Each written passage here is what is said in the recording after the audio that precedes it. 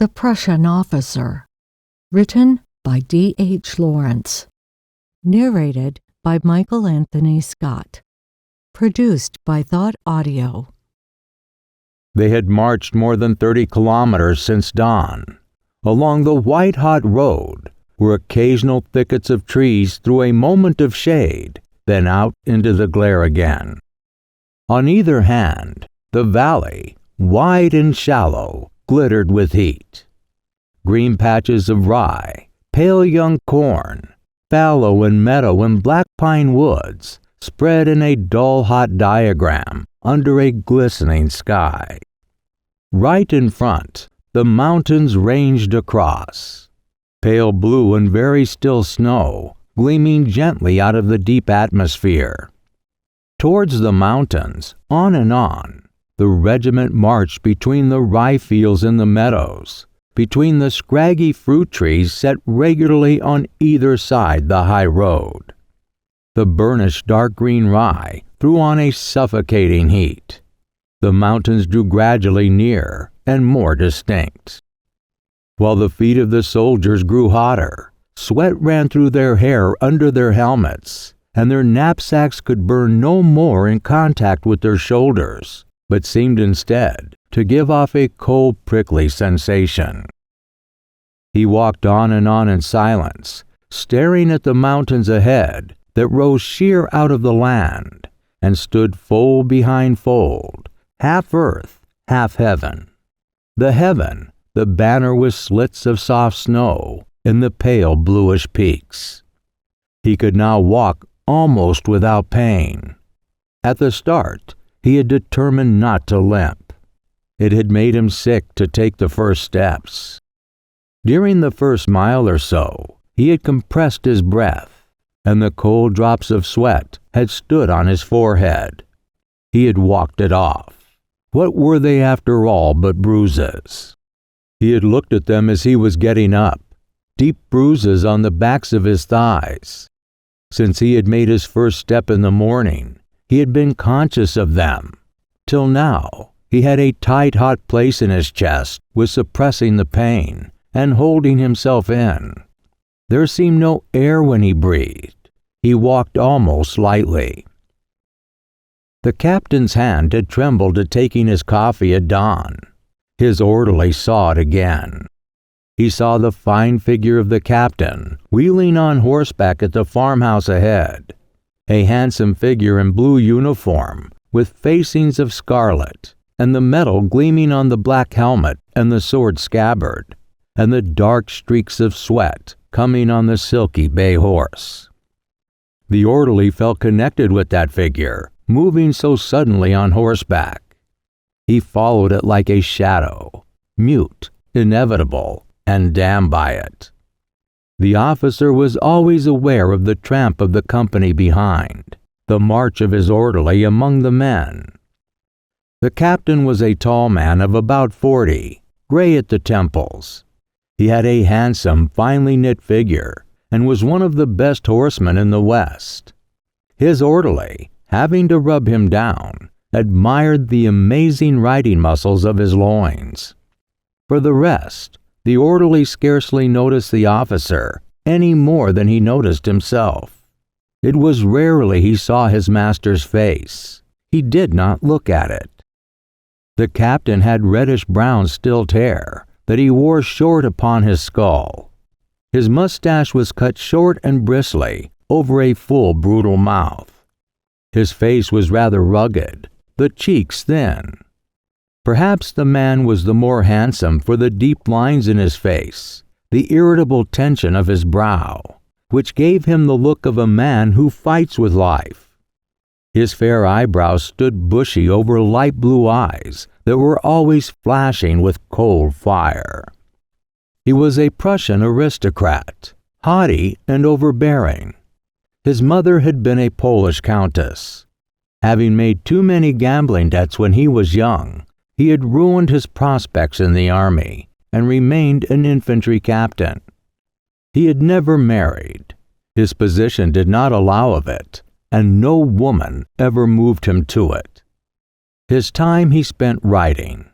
Occasionally he rode one of his own horses at the races or at the officers' club.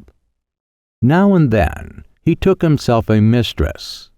After such an event, he returned to duty with his brow still more tense, his eyes still more hostile and irritable.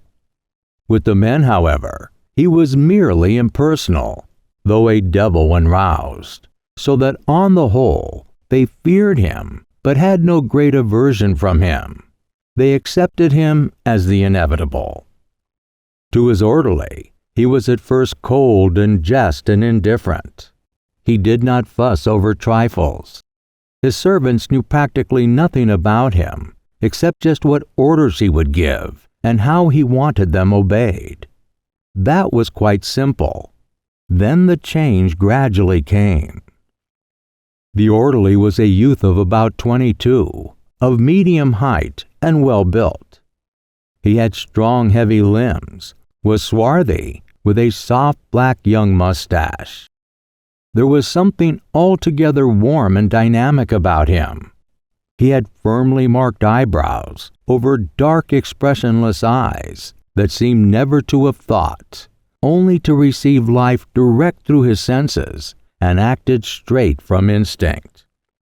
Gradually, the officer had become aware of his servant's young, vigorous, unconscious presence about him. He could not get away from the sense of the youth's person while he was in attendance. It was like a warm flame upon the older man's tense, rigid body that had become almost unliving, fixed. There was something so free and uncontained about him, and something in the orderly's enlivened movement that made the officer aware of him. This irritated the Prussian. He did not choose to be roused to life by his servant. He might easily have changed his self-demeanor, but he did not. Now he very rarely looked directly at his orderly, but kept his face averted, as if to avoid seeing him.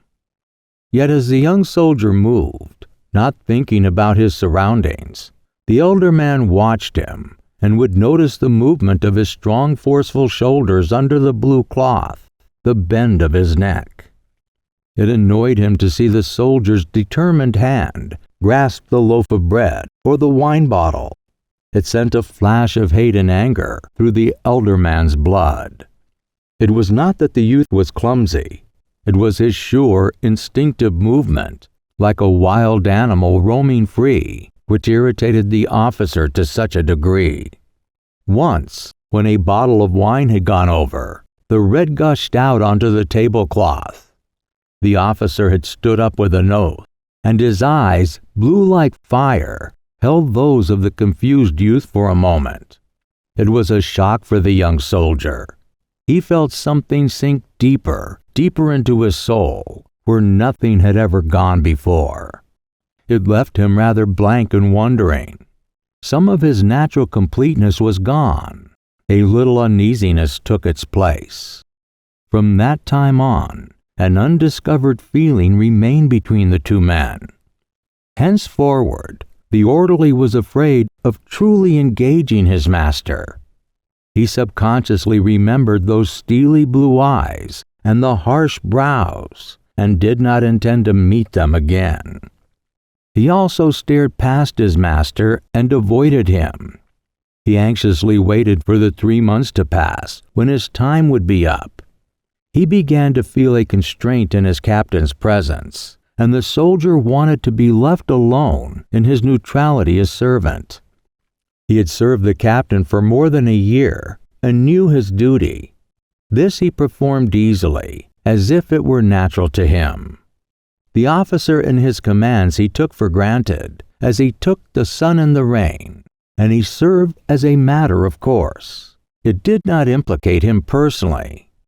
If he was going to be forced into a personal interchange with his master, he would be as a wild animal snared in a trap. He felt he must get away. The influence of the young soldier's being had penetrated through the officer's stiffened discipline and perturbed the man in him. He, however, was a gentleman, with long fine hands and cultivated movements, and was not going to allow the stirring of his innate self. He was a man of passionate temper who had always kept himself suppressed. Occasionally, there had been a duel or an outburst before the soldiers. He knew himself to be always on the point of breaking out. He kept himself focused hard on the idea of service, whereas the young soldier seemed to live out his warm, full nature, to give it off in his very movements, which had a certain zest, such as wild animals have in free movement. This irritated the officer more and more. In spite of himself, the captain could not regain his neutrality of feeling towards his orderly, nor could he leave the man alone. In spite of himself, he watched him, gave him sharp orders, tried to take up as much of his time as possible. Sometimes he flew into a rage with the young soldier and bullied him. Then the orderly shut himself off, as if it were out of earshot, and waited with sullen, flushed face for the end of the noise. The words never pierced to his intelligence. He made himself protectively impervious to the feelings of his master. He had a scar on his left thumb, a deep seam going across the knuckle. The officer had long agonized over it and wanted to do something to it. Still it was there, ugly and brutal on the young sculptured hand. At last, the captain's reserve gave way. One day, as the orderly was smoothing out the tablecloth, the officer pinned down his thumb with a pencil, asking, "How did you come by that?" The young man winced and drew back at attention. "A wood axe, Herr Amtmann," he answered. The officer waited for further explanation. None came. The orderly went about his duties. The elder man was sullenly angry. His servant avoided him. The next day, he had to use all his willpower to avoid seeing the scarred thumb. He wanted to get hold of it. A hot flame ran in his blood. He knew his servant would soon be free and would be glad. As yet, the soldier held himself off from the elder man. The captain grew madly irritable. He would not rest when the soldier was away, and when he was present, he glared at him with tormented eyes. He hated those fine black brows, overtired, unmeaning dark eyes. He was infuriated by the free movement of the handsome limbs, which no military discipline could stiffen. He became harsh and cruelly bullying, using contempt and satire. The young soldier only grew more mute and expressionless. "What cattle were you bred by, that you cannot keep your eyes straight? Look me in the eyes when I speak to you," shouted the captain with a riveting glare. The soldier turned his dark eyes to the officer's face, but there was no sight in them. He stared with the slightest possible cast, holding back his sight, perceiving the blue of his master's eyes, but receiving no look from them. The elder man went pale, and his reddish eyebrows twitched. He gave his order bearingly. Once he flung a heavy military glove into the young soldier's face. Then he had the satisfaction of seeing the black eyes flare up into his own, like a blaze when straw is thrown on a fire. He laughed with a little tremor and a sneer. There were only 2 months more. The youth instinctively tried to keep himself intact. He tried to serve the officer as if the latter were an abstract authority and not a man. All his instinct was to avoid personal contact and the officer's hate. In spite of himself, the hate grew, responsive to the officer's passion. However, he put it in the background. When he had left the army, he could dare acknowledge it. By nature, he was active and had many friends. He thought what amazing good fellows they were. Without knowing it, he was alone. Now this solitary feeling was intensified. It would carry him through his term. The officer seemed to be going irritably insane, and the youth was deeply frightened. The soldier had a sweetheart, a girl from the mountains, independent and primitive. The two walked together, rather silently. He went with her, not to talk, but to have his arm round her, and for the physical contact. This eased him, made it easier for him to ignore the captain, for he could rest with her held fast against his chest. She, in some unspoken fashion, was there for him. They loved each other. The captain perceived it and was mad with irritation. He kept the young man engaged every evening and took pleasure in the dark look that came on his face.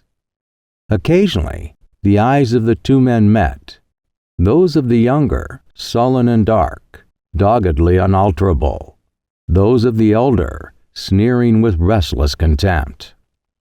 The officer tried hard not to admit the passion that had got hold of him. He would not acknowledge that his feeling for his orderly was anything but that of a man incensed by his stupid, perverse servant. Keeping quite justified and conventional in his consciousness, he let the other thing run on. His nerves, however, were suffering. At last, he slung the end of his belt in his servant's face.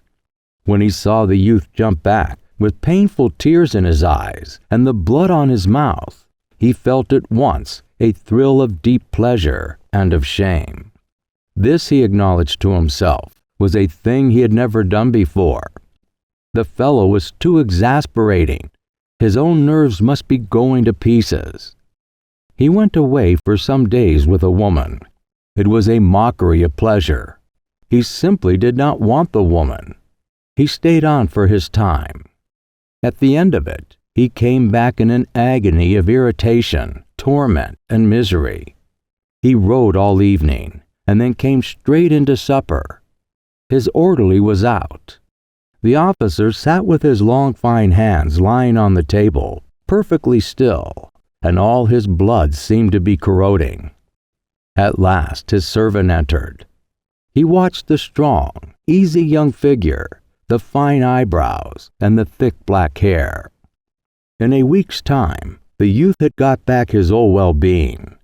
The hands of the officer twitched and seemed to be full of mad flame.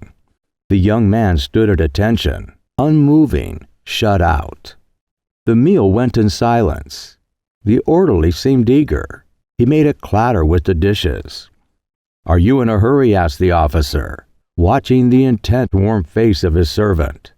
The other did not reply. "Will you answer my question?" said the captain.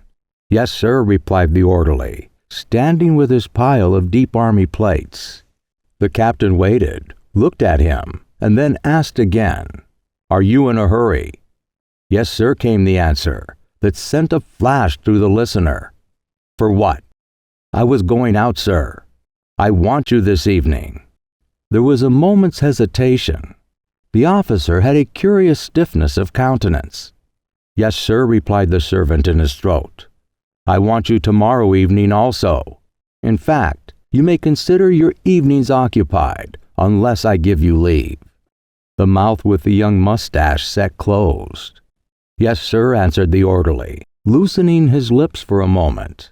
He again turned to the door. "Why do you have a piece of pencil in your ear?" The orderly hesitated, and then continued on his way without answering. He set the plates in a pile outside the door, took the stump of pencil from his ear, and put it in his pocket. He had been copying a verse for his sweetheart's birthday card. He returned to finish clearing the table. The officer's eyes were dancing. He had a little eager smile. "Why do you have a piece of pencil in your ear?" he asked. The orderly took a handful of dishes. His master was standing near the great green stove, a little smile on his face, his chin thrust forward. When the young soldier saw him, his heart suddenly ran hot. He felt blind. Instead of answering, he turned dazedly to the door. As he was crouching to set down the dishes, he was pitched forward by a kick from behind. The pots went in a stream down the stairs. He clung to the pillar of the banisters. As he was rising, he was kicked heavily again and again, so that he clung sickly to the post for some moments. His master had gone swiftly into the room and closed the door. The maidservants downstairs looked up the staircase and made a mocking face at the crockery disaster. The officer's heart was plunging. He poured himself a glass of wine, part of which he spilled on the floor, and gulped the remainder, leaning against the cool green stove. He heard his man collecting the dishes from the stairs. Pale, as if intoxicated, he waited. The servant entered again. The captain's heart gave a pang, as of pleasure, seeing the young fellow bewildered and uncertain on his feet with pain. "Schoner," he said.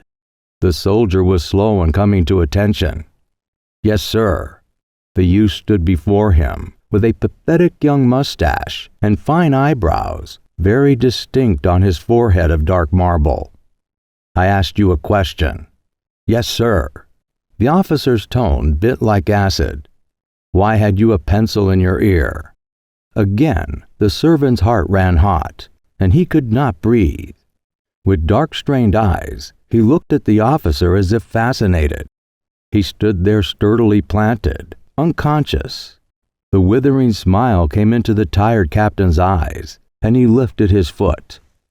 I forgot it, sir," panted the soldier, his dark eyes fixed on the other man's dancing blue ones. "What was it doing there?" He saw the young man's breast heaving as he made an effort for words. "I had been writing." "Writing what?" Again the soldier looked him up and down. The officer could hear him panting. The smile came into the blue eyes. The soldier worked his dry throat, but could not speak. Suddenly, a smile lit on the officer's face, and a kick came heavily against the orderly's thigh. The youth moved a pace sideways. His face went dead, with two black staring eyes. "Well," said the officer. The orderly's mouth had gone dry. His tongue rubbed in it as on dry brown paper. He worked his throat. The officer raised his foot. The servant went stiff. "Some poetry, sir," came the crackling, unrecognizable sound of his voice. "Poetry? What poetry?" asked the captain, with a sickly smile. Again, there was the working in the throat. The captain's heart had suddenly gone down heavily, and he stood sick and tired. "For my girl, sir," oozed the dry, inhuman sound. "Oh," he said, turning away. "Clear the table." Click went the soldier's throat. Then again click, and then a hail salute. "Yes, sir." The young soldier was gone, looking old and walking heavily. The officer, left alone, held himself rigid to prevent himself from thinking. His instinct warned him that he must not think. Deep inside him was the intense gratification of his passion, still working powerfully. Then there was a counteraction, a horrible breaking down of something inside him, a whole agony of reaction. He stood there for an hour motionless, a chaos of sensations, but rigid, with a will to keep blank his consciousness, to prevent his mind grasping. He held himself so until the worst of the stress had passed, when he began to drink. He drank himself to an intoxication until he slept, obliterated. When he woke in the morning, he was shaken to the base of his nature. He had fought off the realization of what he had done. He had prevented his mind from taking it in, and had suppressed it along with his instincts. The conscious man had nothing to do with it. He felt only as after a bout of intoxication, weak, but the affair itself all dim and not to be recovered. Of the drunkenness of his passion, he successfully refused remembrance. When his orderly appeared with coffee, the officer assumed the same self he had had the morning before. He refused the event of the past night, denied it had ever been, and was successful in his denial. He had not done any such thing, not he himself. Whatever wrong there may be, lay at the door of a stupid, insubordinate servant. The orderly had gone about in a stupor all evening. He drank some beer because he was parched, but not much. The alcohol made his feeling come back, and he could not bear it. He was dulled, as if 9/10 of the ordinary man in him were inert. He crawled about disfigured. Still, when he thought of the kicks, he got sick.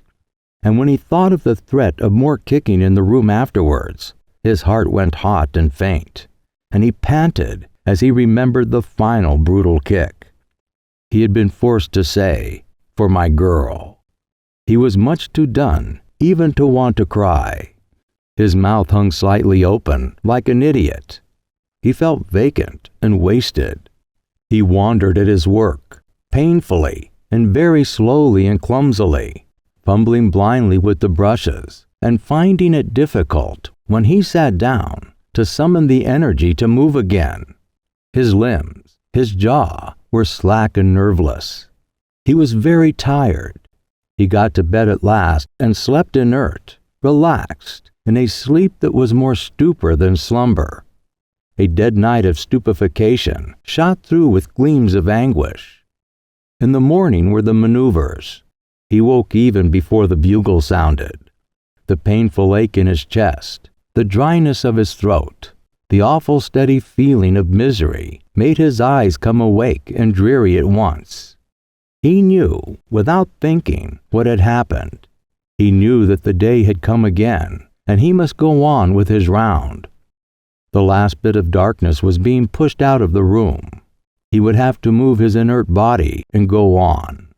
He was so young and had known so little trouble that he was bewildered. He only wished it would stay night so that he could lie still, covered up by the darkness. Yet nothing would prevent the day from coming. Nothing would save him from having to get up and saddle the captain's horse and make the captain's coffee. It was there, inevitable. Then he thought it was impossible. Yet they would not let him free. He must go and take the coffee to the captain. He was too stunned to understand it. He only knew it was inevitable. Inevitable, however long he lay inert. At last, after heaving at himself, for he seemed to be a mass of inertia, he got up. He had to force every one of his movements from behind with his will. He felt lost, dazed, and helpless. Then he clutched hold of the bed. The pain was so keen. Looking at his thighs, he saw the darker bruises on his swarthy flesh, and he knew that if he pressed one of his fingers on one of the bruises, he would faint. He did not want to faint. He did not want anybody to know. No one should ever know. It was between him and the captain. There were only the two people in the world now, himself and the captain. Slowly, economically, he got dressed and forced himself to walk. Everything was obscure, except just what he had his hands on. He managed to get through his work. The very pain revived his dull senses. The worst yet remained. He took the tray and went to the captain's room. The officer, pale and heavy, sat at the table. The orderly, as he saluted, felt himself lifted out of existence. He stood still for a moment, submitting to his own nullification, and then he gathered himself, seemed to regain his composure. The captain began to grow vague, unreal, and the younger soldier's heart beat faster. He clung to this situation, that the captain did not exist, so that he himself might live.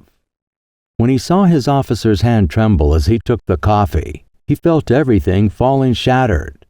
He went away, feeling as if he himself were coming to pieces, disintegrated.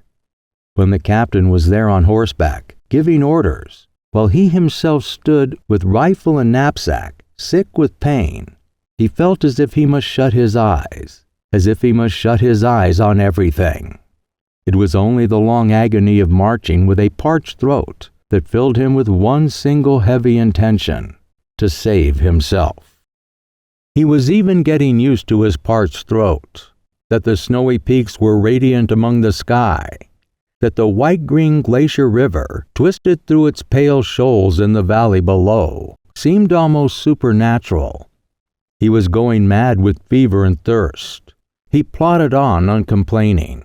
He did not want to speak, not to anybody. There were two gulls, like flakes of water and snow, over the river. the scent of green rye soaked in sunshine like a sickness. The march continued monotonously, almost like a bad sleep. At the next farmhouse, which stood low and broad near the high road, tubs of water had been put out. The soldiers clustered round to drink. They took off their helmets, and steam evaporated from their wet hair. The captain sat on horseback watching. He needed to see his orderly. His helmet threw a dark shadow over his light, fierce eyes, but his mustache and mouth and chin were distinct in the sunshine. The orderly must move under the presence of the figure of the horseman. It was not that he was afraid or cowed. It was as if he was disemboweled, made empty, like an empty shell. He felt himself as nothing, a shadow creeping under the sunshine. Thirsty as he was, he could scarcely drink, feeling the captain near him. He could not take off his helmet to wipe his wet hair. He wanted to stay in the shadow, not forced into consciousness. Staring ahead into the distance, he saw the light heel of the officer prick the belly of the horse as the captain cantered away. Finally, he could relapse into vacancy and find a brief respite from his torment and agony rushing through his being. Nothing, however, could give him back his living place in the hot, bright morning. He felt like a gap among it all, whereas the captain was prouder, overriding. A hot flash went through the young servant's body. The captain was firmer and prouder with life. He himself was empty as a shadow. Again, the flash went through him, dazing him out. His heart ran a little firmer. The company turned uphill to make a loop for the return. Below, from among the trees, the farm bell clanged. He saw the laborers, mowing barefoot at the thick grass, leave off their work and go downhill, their scythes hanging over their shoulders, like long bright claws curving down behind them. They seemed like dream people, as if they had no relationship to him. He felt as in a blackish dream, as if all the other things were there and had form, but he was only a consciousness, a gap that could barely think and perceive. The soldiers were tramping silently up the glaring hillside. Gradually his head began to revolve, slowly, rhythmically. Sometimes it was dark before his eyes, as if he saw this world through a smoked glass, frail shadows and unreal. It gave him a pain in his head to walk. The air was too scented, it gave no breath. All the lush green stuff seemed to be issuing its sap, till the air was deathly, sickly with the smell of greenness. There was the perfume of clover, like pure honey and bees. Then there grew a faint acrid tang. They were near the beeches. Then a queer clattering noise and a suffocating hideous smell. They were passing a flock of sheep, a shepherd in a black smock, holding his crook. Why should the sheep huddle together under this fierce sun? He felt that the shepherd would not see him, though he could see the shepherd. At last there was the halt. They stacked rifles in a conical stack, put down their kit in a scattered circle around it, and dispersed a little, sitting on a small knoll high on the hillside. The chatter began. The soldiers steamed with heat, but were lively. He sat still, watching the blue mountains rising upon the land, 20 kilometers away. There was a blue fold in the ranges. Then out of that, at the foot, the broad pale bed of the river, stretches of white-green water between pinkish-gray shoals among the dark pine woods. There it was, spread out a long way off. It seemed to come downhill, the river. There was a raft being steered a mile away. It was a strange country.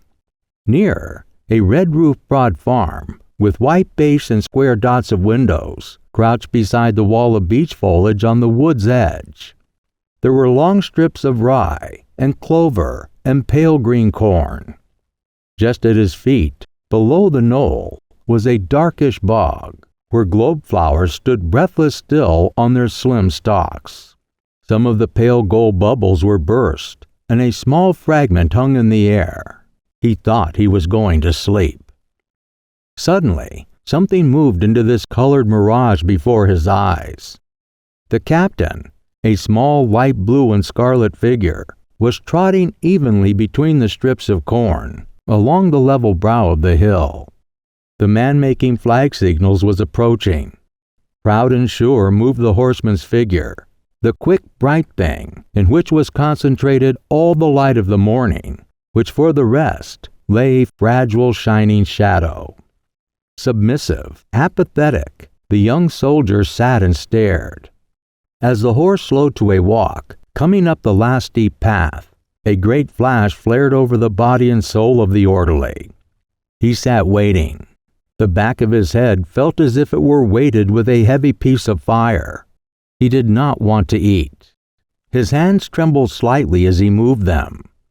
Meanwhile, the officer on horseback was approaching slowly and proudly. The tension grew in the orderly's soul.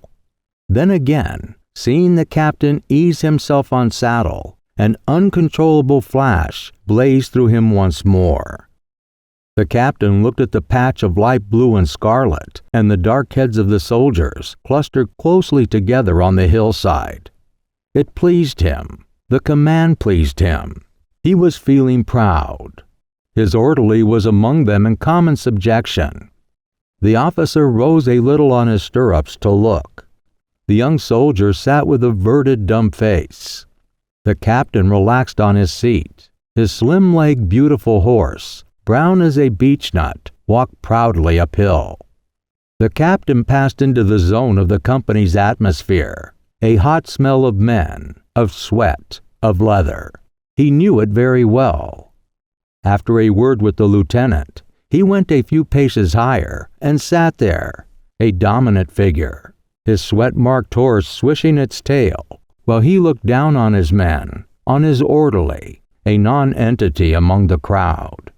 The young soldier's heart was like fire in his chest, and he breathed with difficulty. The officer, looking downhill, saw 3 of the young soldiers, 2 pails of water between them, staggering across a sunny green field. A table had been set up under a tree, and there the slim lieutenant stood, importantly busy. Then the captain summoned himself to an act of courage. He called his orderly. The name leapt into the young soldier's throat as he heard the command. He rose blindly, stifled. He saluted, standing below the officer. He did not look up. There was a flicker in the captain's voice. "Go to the inn and fetch me a mug of ale." The officer gave his commands. "Quick," he added. As the orderly heard the bellowing order, his heart leapt with a flash, and he felt an overpowering strength come over his body. He turned in mechanical obedience and set on a heavy run downhill, looking almost like a bear, his trousers bagging over his military boots. The officer watched this blind plunging run all the way. Only the outside of the orderly's body obeyed the command so humbly and mechanically. Inside had gradually accumulated a core into which all the energy of his young life was compact and concentrated. He executed his commission and plodded quickly back uphill. There was a pain in his head as he walked that made him twist his features unknowingly. Hard there in the center of his chest was himself, firm, and not to be plucked to pieces. The captain had gone up into the wood. The orderly plodded through the hot, powerfully smelling zone of the company's atmosphere. He had a curious mass of energy inside him now. The captain was less real than himself. He approached the green entrance to the wood. There in the half-shade, he saw the horse standing, the sunshine, and the tuckering shadow of leaves dancing over his brown body. There was a clearing where timber had lately been felled. Here, in the gold-green shade beside the brilliant cup of sunshine, stood 2 figures, blue and pink, the bits of pink showing out plainly. The captain was talking to his lieutenant. The orderly stood on the edge of the bright clearing, where great trunks of trees, stripped and glistening, lay stretched like naked, brown-skinned bodies. Chips of wood littered the trampled floor like splashed light, and the bases of the felled trees stood here and there, with their raw, level tops. Beyond was the brilliant sunlit green of a beach. "Then I will ride forward," the orderly heard the captain say. The lieutenant saluted and strode away. He himself went forward. A hot flash passed through his belly as he tramped towards his officer. The captain watched the heavy figure of the young soldier stumble forward, and his veins too ran hot. This was to be man-to-man between them. He yielded before the solid, stumbling figure with bent head. The orderly stooped and put the food on a level sawn tree base. The captain watched the glistening, sun-inflamed naked hands. He wanted to speak to the young soldier, but could not. The servant propped a bottle against his thigh, pressed open the cork, and poured out the beer into the mug. He kept his head bent. The captain accepted the mug. "Hot," he said, as if amiably. The flame sprang out of the orderly's heart, nearly suffocating him. "Yes, sir," he replied between shut teeth. He heard the sound of the captain's drinking, and he clenched his fist. Such a strong torment came into his wrist. Then came the faint clang of the closing of the pot lid. He looked up. The captain was watching him. He glanced swiftly away. Then he saw the officer stoop and take a piece of bread from the tree base. Again, a hot flash of flame went through the young soldier, seeing the stiff body stoop beneath him, and his hands jerked. He looked away. He could feel the officer was nervous. The bread fell as it was being broken. The officer ate the other piece. The two men stood tense and still. The master laboriously chewing his bread, the servant staring with averted face, his fists clenched. Then the young soldier stood up. The officer had pressed open the lid of the mug again. The orderly watched the lid of the mug and the white hand that clenched the handle, as if he were fascinated. The youth followed it with his eyes. Then he saw the thin, strong throat of the elder man moving up and down as he drank, their strong jaw working. The instinct that had been pulling at the young man's wrist suddenly broke free. Suddenly he jumped, feeling as if his essence were split in two by a strong flame. The spur of the officer caught in a tree root. He went down backwards with a crash, the middle of his back thudding sickeningly against a sharp-edged tree base, the pot flying away. In a second, the orderly, with serious, earnest young face and underlip between his teeth, pushed his knees into the officer's chest. He pressed the captain's chin backward over the farther edge of the tree stump, pressing with all his might and the passion that had simmered in his heart. The tension of his wrists around the neck of the captain released his anguish and provided a quiet sense of relief. With the base of his palms, he shoved at the officer's chin with all his might. The orderly felt it was pleasant to have that chin, that hard jaw, already slightly rough with beard, in his hands. He did not relax one hair's breadth, with the force of all his blood exulting in his thrust. He shoved back the head of the captain till there was a little clunk and a crunching sensation. Then he felt as if his head went to vapor. Heavy convulsions shook the body of the officer, frightening and horrifying the young soldier. Yet it pleased him, too, to repress them. It pleased him to keep his hands pressing back the chin, to feel the chest of the officer yield in expiration to the weight of his strong young knees. He felt the trembling convulsions of the captain's prostrate body rumble through his whole frame, which was pressed down on it. The captain's body went still. The orderly could look into the nostrils of the officer. The eyes he could scarcely see. How curiously the mouth pouted outward, exaggerating the full lips, and the mustache bristling up from them. Then, with a startled gasp, he noticed the nostrils gradually filled with blood. The red brimmed, hesitated, ran over, and went in a thin trickle down the face to the eyes. It shocked and distressed him. Slowly, he got up. The captain's body twitched and sprawled there, inert. He stood and looked at it in silence. It was a pity it was broken. It represented more than the thing that had kicked and bullied him. He was afraid to look at the eyes. They were hideous now, only the white showing and the blood running to them. The face of the orderly was drawn with horror at the sight. Well, it was so. In his heart, the orderly was satisfied. He had hated the face of the captain. It was extinguished now. The captain lay there dead. There was a heavy relief in the orderly's soul. That was as it should be. He could not bear to see the long military body lying broken over the tree base, the fine fingers tightly curled. He wanted to hide it away. Quickly, busily, he gathered it up and pushed it under the felled tree trunks, which rested their beautiful smooth length, either end on logs. The face was horrible with blood. He covered it with the helmet. Then he pushed the limbs straight and decent, and brushed the dead leaves off the fine cloth of the uniform. It lay quite still in the shadow under there. A little strip of sunshine ran along the breast from a chink between the logs. The orderly sat by it for a few moments. Here his life also ended. Then through his daze, he heard the lieutenant in a loud voice explaining to the men outside the wood that they were to suppose the enemy held the bridge over the river below.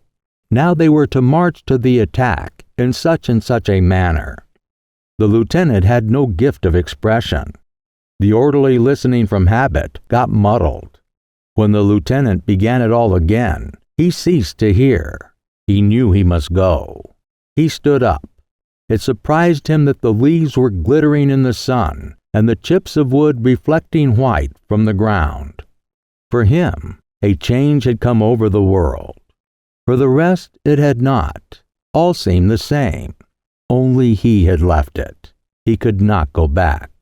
It was his duty to return with the beer pot and the bottle. He could not. He had left all that. The lieutenant was still hoarsely explaining. He must go, or they would overtake him. He could not bear contact with anyone now. He drew his fingers over his eyes, trying to find out where he was. Then he turned away. He saw the horse standing in the path. He went up to it and mounted. It hurt him to sit in the saddle. The pain of keeping his seat occupied him as they cantered through the wood. He would not have minded anything, but he could not get away from the sense of being divided from the others. The path led out of the trees. On the edge of the wood, he pulled up and stood watching. There in the spacious sunshine of the valley, soldiers were moving in a little swarm. Every now and then, a man harrowing on a strip of fallow shouted to his oxen at the turn. The village and the white-towered church were small in the sunshine. He no longer belonged to this world. He sat there, a stranger, like a man outside in the dark. He had gone out from everyday life into the unknown, and he could not go back. No, he did not want to go back. Turning from the sun-blazing valley, he rode deep into the woods. Tree trunks, like people standing gray and still, took no notice as he went. A doe, herself a moving bit of sunshine and shadow, went running through the flecked shade. There were bright green breaks in the foliage. Then it was all pine wood, dark and cool. He was sick with pain. He had an intolerable great pulse in his head, and he was sick. He had never been ill in his life. He felt lost, quite dazed with all of this. Trying to get down from the horse, he fell, astonished at the pain and his lack of balance. The horse shifted uneasily. He jerked its bridle and sent it cantering away. It was his last connection with the rest of things. He only wanted to lie down and not be disturbed. Stumbling through the trees, he came upon a quiet place where beeches and pine trees grew on a slope. Immediately he had lain down and closed his eyes. His consciousness went racing on without him. A big pulse of sickness beat in him, as if it throbbed through the whole earth. He was burning with dry heat. He was too busy, too teary, in the incoherent race of delirium to observe. He came to with a stop. His mouth was dry and hard. His heart beat heavily, but he had not the energy to get up. His heart beat heavily. Where was he? The barrack, at home. There was something knocking. Making an effort, he looked round. Trees and litter of greenery and reddish night, still pieces of sunshine on the floor. He did not believe he was himself. He did not believe what he saw. Something was knocking. He made a struggle towards consciousness, but relapsed. Then he struggled again. Gradually, his surroundings fell in relation with himself. He knew, and a great pang of fear went through his heart. Somebody was knocking. He could see the heavy black rags of a fir tree overhead. Then everything went black. Yet he did not believe he had closed his eyes.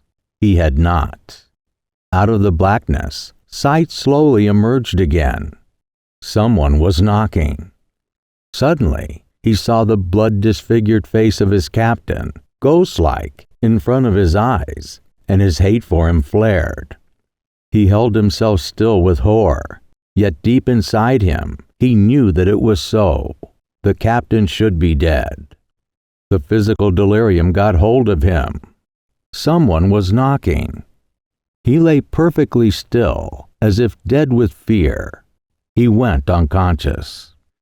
When he opened his eyes again, he stood up, seeing something creeping swiftly up a tree trunk. It was a little bird. The bird was whistling overhead.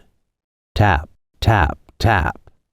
It was a small bird, rapidly rapping the tree trunk with its beak, as if its head were a little round hammer.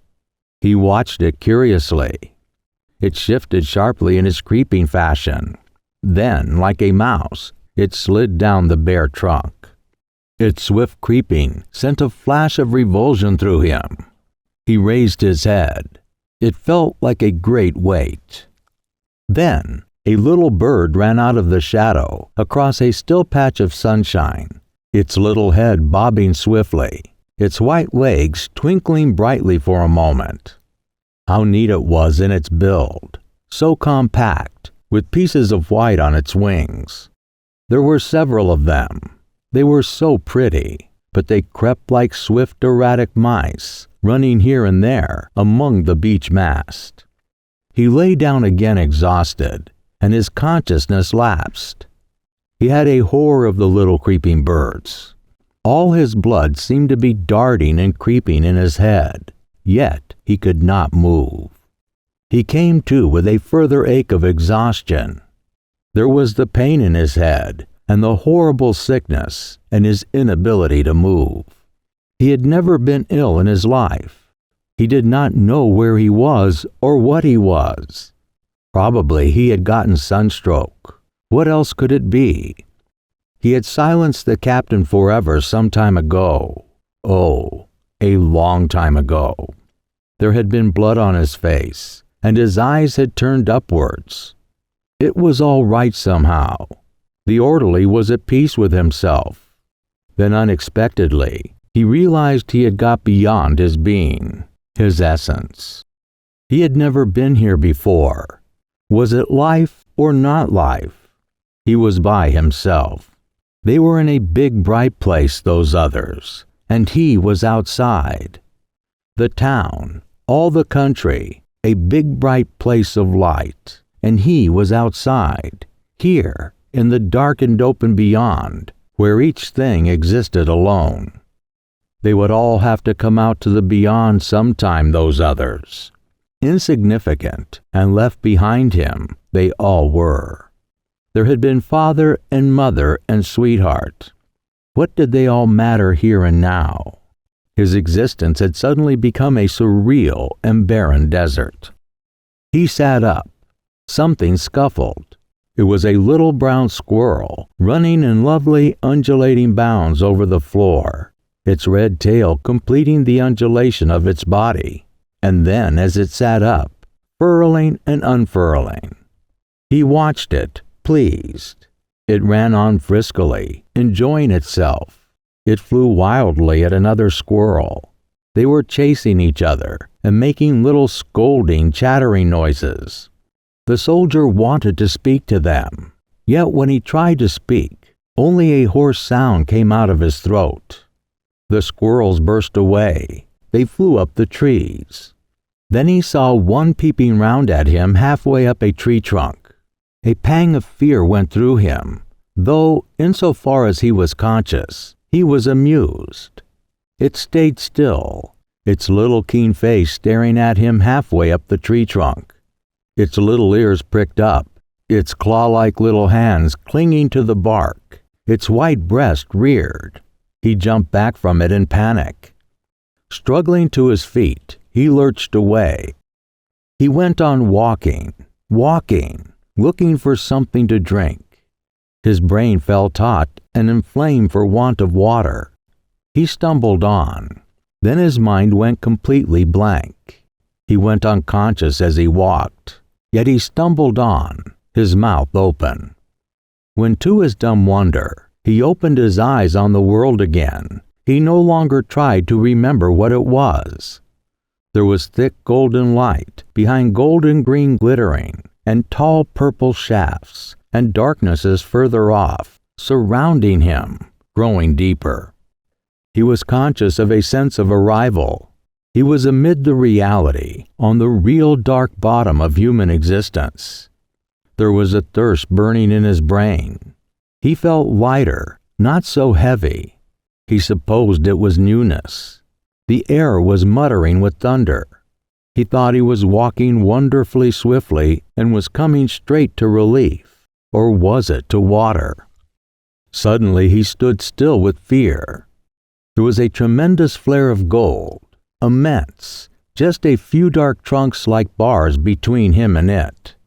All the young level wheat was burnished, gold glaring on its silky green. A woman, full-skirted, a black cloth on her head for headdress, was passing like a block of shadow through the glistening green corn into the full glare. There was a farm, too, pale blue in shadow, and the timber black. There was a church spire, nearly fused away in the gold. The woman moved on, away from him. He had no language with which to speak to her. She was the bright, solid unreality. She would make a noise of words that would confuse him, and her eyes would look at him without seeing him. She was crossing there to the other side. He stood against a tree. When at last he turned, looking down the long bare grove, whose flatbed was already filling dark, he saw the mountains in a wonderlight, not far away and radiant. Behind the soft gray ridge of the nearest range, the mountains stood golden and pale gray, the snow radiating like pure soft gold, so still, gleaming in the sky, fashioned pure out of the ore of the sky. They shone in their silence. He stood and looked at them, his face illuminated. Like the golden lustrous gleaming of the snow, he felt his own thirst gnawing at him. He stood and gazed, leaning against a tree. Then everything slid away into space. During the night, the lightning fluttered perpetually, making the whole sky white. He must have walked again. The world hung livid round him for moments. Fields a level sheen of gray-green light, trees in dark bulk, and the range of clouds black across a white sky. Then the darkness fell like a shutter, and the night was whole, a faint mutter of a half-revealed world that could not quite leap out of the darkness. Then there again stood a sweep of pallor for the land, dark shapes looming, and a range of clouds hanging overhead. The world was a ghostly shadow, thrown for a moment upon the pure darkness, which returned ever whole and complete. The mere delirium of sickness and fever reeled inside him, his brain opening and shutting like the night. Then sometimes convulsions of terror from something with great eyes that stared round a tree. Then the long agony of the march, and the sun decomposing his blood, then the pang of hate for the captain, followed by a pang of tenderness and ease. Everything was distorted, born from a deep ache and resolving into pain. In the morning, he became definitely awake. Then his brain flamed with the soul horror of thirstiness. The sun was on his face. The dew was steaming from his wet clothes. Like one possessed, he got up. There, straight in front of him, blue, cool and tender, the mountains ranged across the pale edge of the morning sky. He wanted them. He wanted them alone. He wanted to leave himself and be identified with them. They did not move. They were still and soft, with white gentle markings of snow. He stood still, mad with suffering, his hands gripping and clutching. Then he was twisting in a paroxysm on the grass. He lay still, in a kind of dream of anguish. His thirst seemed to have separated itself from him, and to stand apart, a single demand. Then the pain he felt was another single self. Then there was a clog of his body, another separate thing. He was divided among all kinds of separate beings. There was some strange, agonized connection between them, but they were drawing further apart. Then they would all split. The sun drilling down on him was drilling through the bond. Then they would all fall through the everlasting lapse of space. Then again, his consciousness reasserted itself. He roused onto his elbow and stared at the gleaming mountains. There they all ranked, all still and wonderful between earth and heaven. He stared until his eyes went black. The mountains, as they stood in their beauty, so clean and cool, seemed to have it, that which was lost in him. Part 4. When the soldiers found him 3 hours later, he was lying with his face over his arm, his black hair giving off heat under the sun. He was still alive. Seeing the open black mouth, the young soldiers dropped him in horror. He died in the hospital at night, without having seen again. The doctors saw the bruises on his legs and were silent. The bodies of the two men lay together, side by side in the mortuary, the one white and slender, but laid rigidly at rest, the other so young and unused, looking as if every moment it must rouse to life again from a slumber.